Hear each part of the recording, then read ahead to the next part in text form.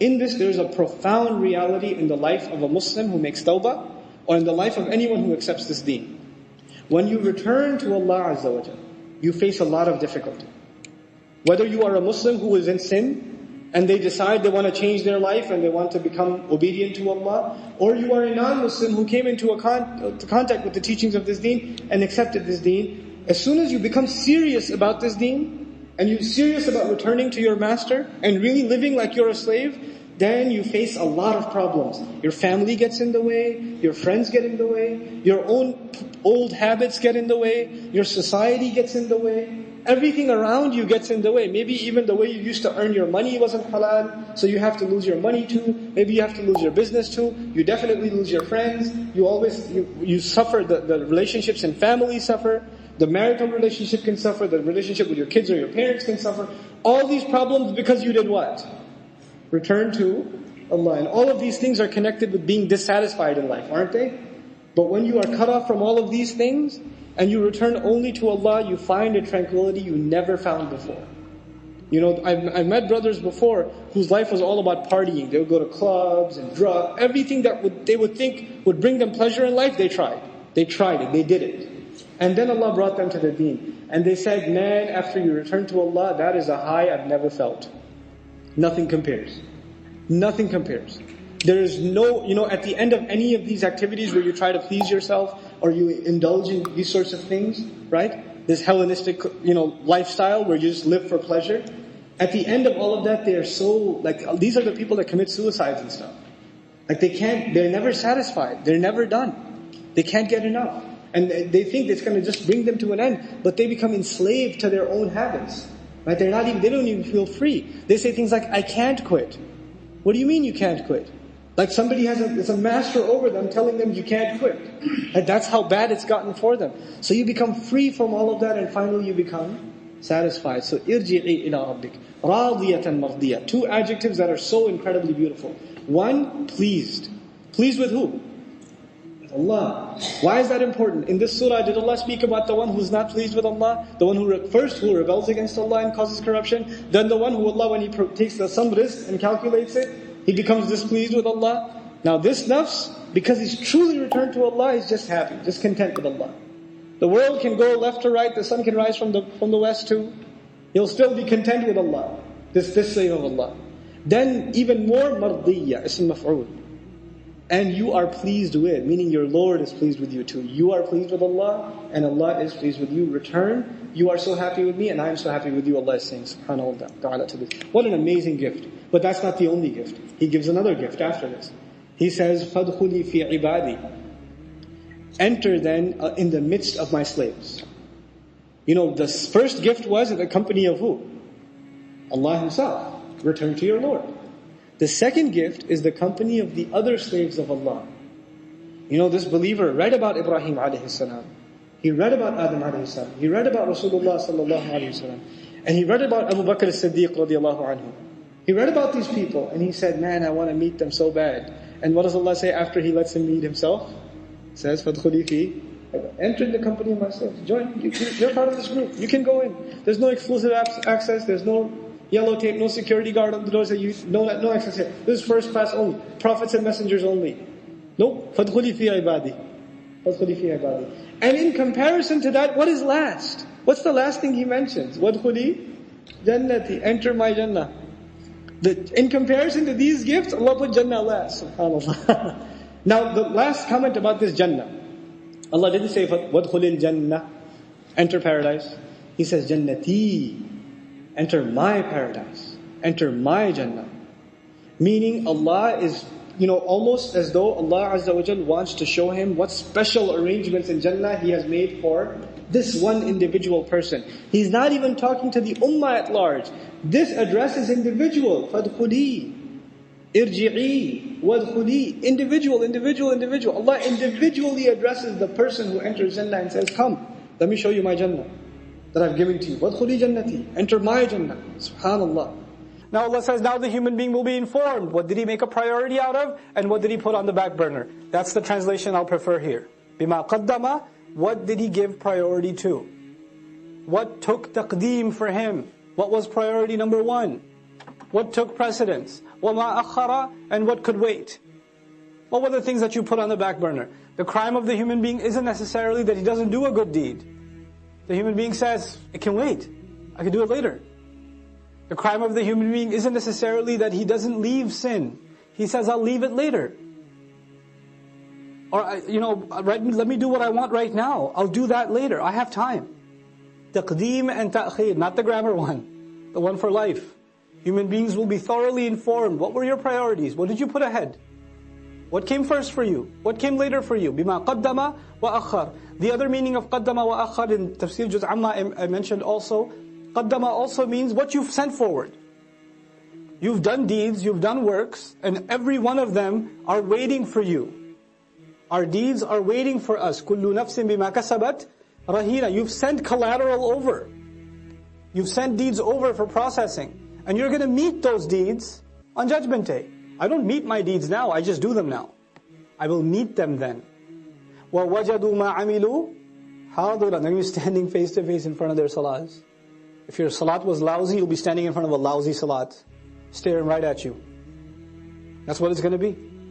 If you were lying, cheating, backbiting, angry, arrogant, condescending, whatever you were, you'll be looking right at you in the face. And then you're going to say, مَالِ هَذَا الْكِتَابِ. That's the reality of it. بِمَا قَدَّمَ وَأَخَّرَ. What did he make a priority out of? What did he put on the back burner? This is one of those life-transforming ayat.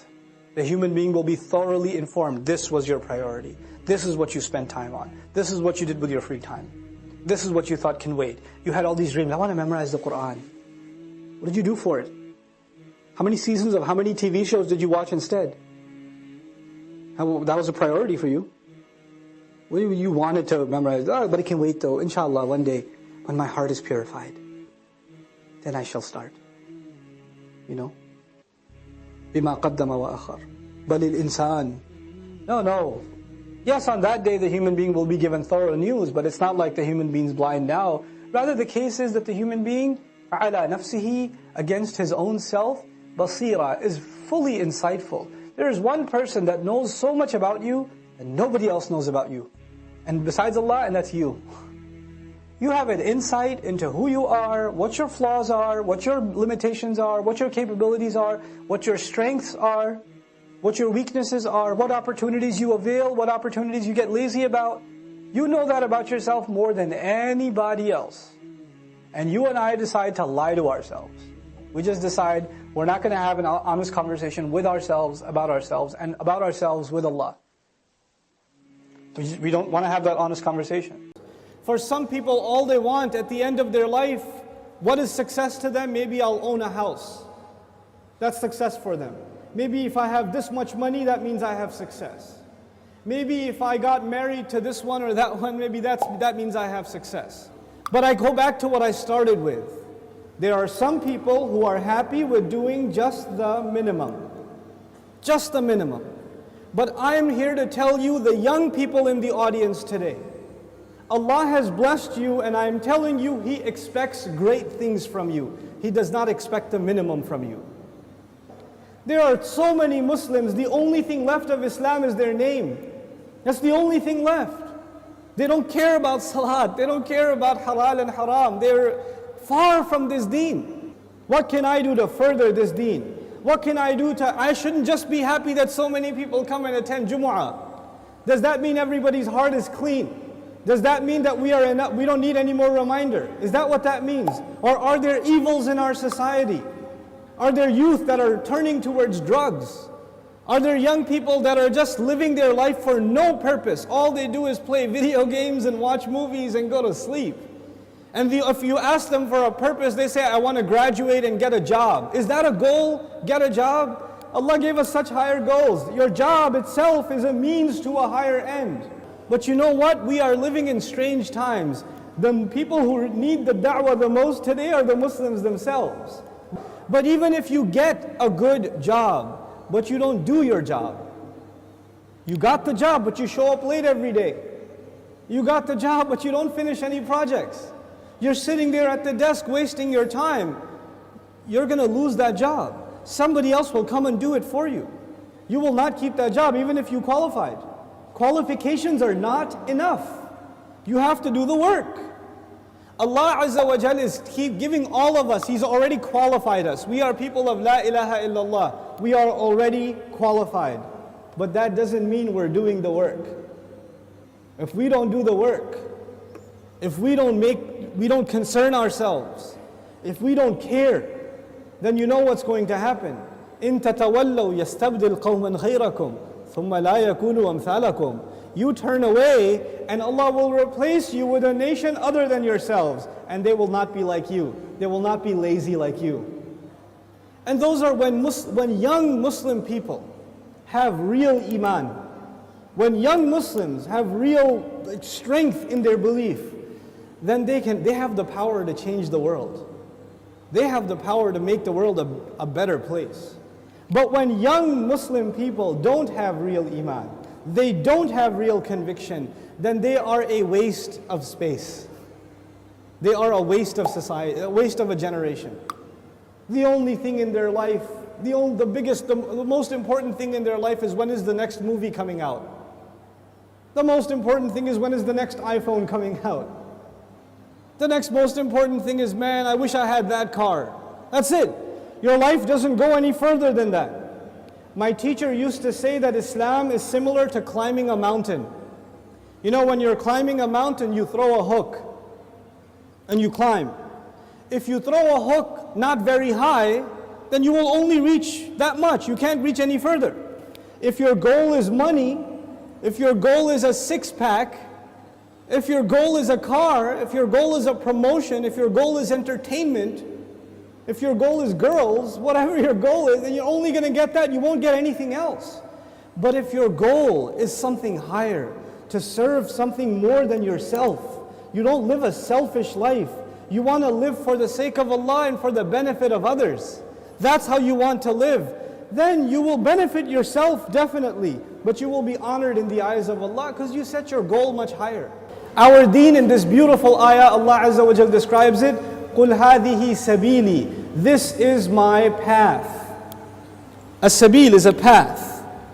And you know what? Allah did not say in this ayah, قُلْ هَذَا دِينِي. This is my deen. Tell them this is my religion. This is my Islam. This is my truth. This is my book. He didn't describe it with any other language except this is my path. And all of you know a path is like a journey. So Islam itself is being described as a journey in this ayah. What does that mean? That means in any journey you have to make progress, right? So even if you take one step, you are more closer to your destination than the day before or the step before. Every single moment you are making progress in a journey. And in this ayah, Allah's Messenger says, sallallahu alaihi wasallam, this religion of mine and this religion of yours and ours, Islam, is a journey, which means I am supposed to do something more for this deen than I did yesterday. And I'm supposed to do more tomorrow and more tomorrow and more tomorrow. I'm supposed to go further.